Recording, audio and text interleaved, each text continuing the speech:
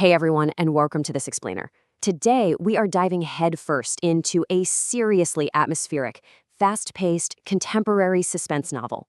We're looking at Mystery Girl by author M.D. Teslim. If you're a fan of unconventional mystery and suspense fiction, well, you are definitely in the right place. We're going to unpack the intricate puzzle at the heart of this gripping story and look at how it masterfully balances intense psychological intrigue with this almost ethereal sense of wonder. All right, let's jump right in and see exactly how this story sets its trap. So ask yourself, what if the person you're looking for only exists in fleeting moments? It's a killer hook, right? That right there is the core mystery box premise of the entire novel.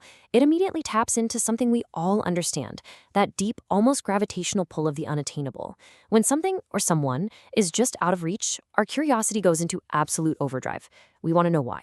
We want to catch the very thing that's slipping through our fingers. And that universal human drive, that's exactly what the author leverages to pull you right into the pursuit. All right, Section 1, The Enigmatic Phantom. We're talking about a captivating 25-year-old woman. Let's actually introduce the figure at the absolute center of this swirling mystery. The entire plot orbits around her, but she isn't just some standard character you can easily pin down. No, she's the puzzle itself. The source text literally describes her as an enigmatic phantom in the lives of those around her. Now, obviously, this doesn't mean she's a literal ghost floating through walls. Rather, she defies every normal expectation of human connection. She functions like a phantom because she appears just long enough to leave an absolutely indelible impression on the characters around her. And then, just as quickly, she's gone. And this behavior, it builds into a wildly unpredictable cycle.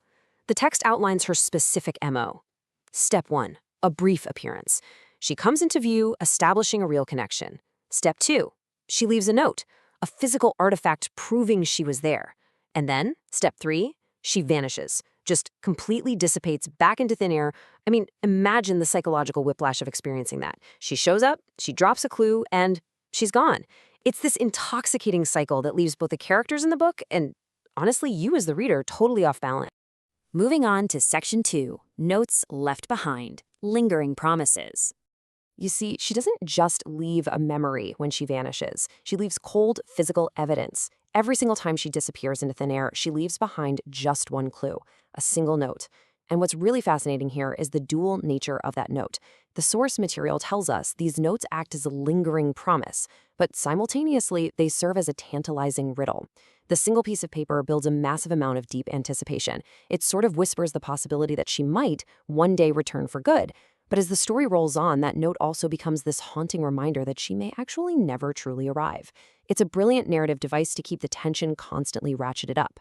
Which brings us to Section 3, a high-stakes pursuit, psychological intrigue. Now, this is where the story really shifts gears. It morphs from a simple missing person case into a gripping thriller, exploring these incredibly elusive boundaries between presence and absence. The heavy psychological toll on the characters comes directly from this extreme contrast. On one hand, you have the intense, captivating reality of her brief presence.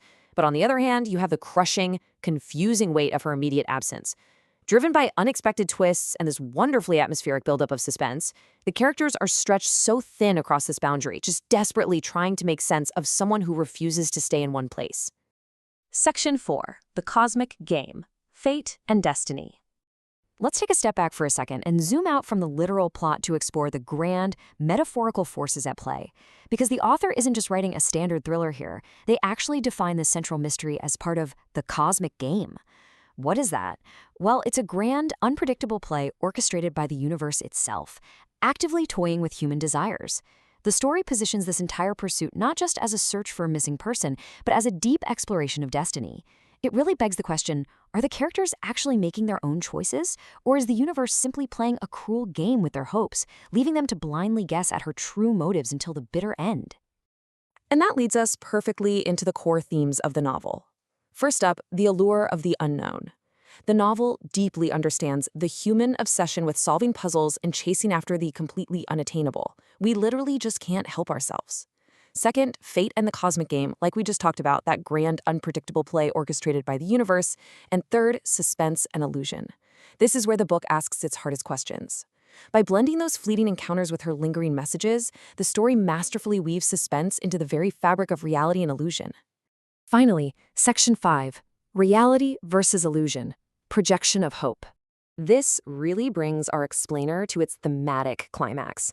Because honestly, when you're chasing a phantom who communicates only in riddles, eventually you have to question the very nature of her existence. The text explicitly states that the story questions what is real versus what is merely a projection. You have reality, the cold, hard facts of what is actually happening. But then you have illusion, what the characters desperately want to be happening. When someone disappears but leaves a breadcrumb, are you really following the person, or are you just following your own desperate need for them to be real? The novel blurs this line so effectively, making you, the reader, just as unsure as the characters about what's genuinely occurring and what's just a projection of human desire. So I want to leave you with this final, lingering thought to chew on. In the end, are we chasing reality or just our own desires? It's a super profound question that Mystery Girl forces its characters and us as readers to confront.